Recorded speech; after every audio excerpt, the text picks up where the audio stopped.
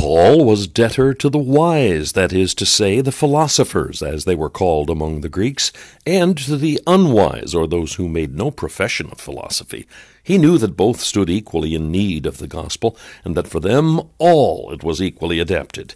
This is the case with the learned and the unlearned, who are both altogether ignorant of the way of salvation, till it be revealed to them by the gospel, to which everything, by the command of God, the wisdom as well as the folly of the world, in one word, all things besides, must yield subjection.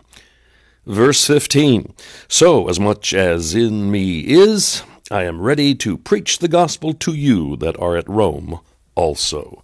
Paul was always zealous to do his duty. At the same time, he always acknowledged his dependence on God. This is an example which Christians ought to imitate on all occasions, never to deviate from the path of duty, but to leave events in the hands of God.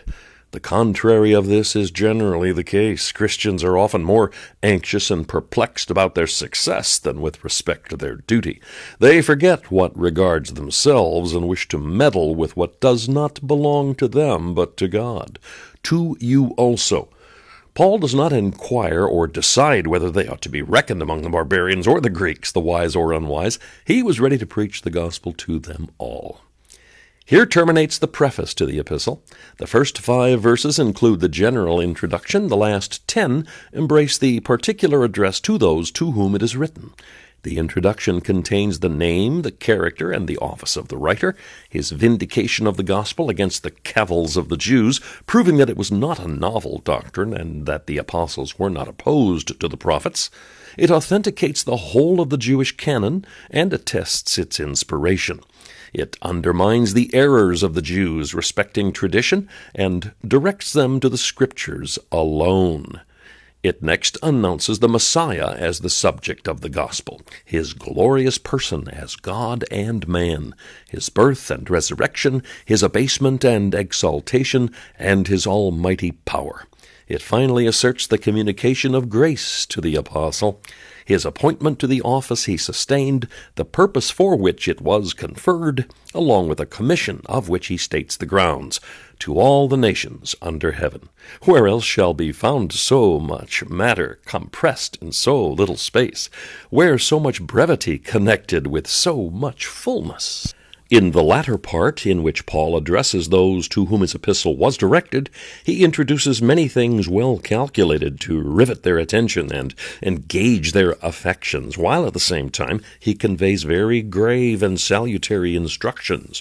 What must have been the feelings of the Roman converts when they saw the intense interest with which they were regarded by this great apostle, when they considered the grandeur and value of the gospel to which he was about to call their attention in his epistle, and when they were cheered by the hope of shortly seeing in the midst of them one whose heart glowed with such love to God and such benevolence to them.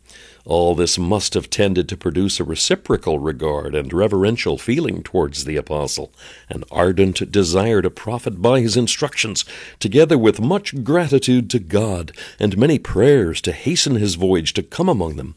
Paul did arrive at Rome, but in the providence of God in a very different manner, and in circumstances very different from what he appears to have expected when he prayed for a prosperous journey.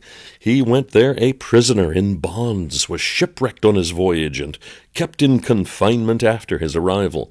But although he was bound, the word of God was not bound, and all fell out in the adorable providence of God for the furtherance of the gospel.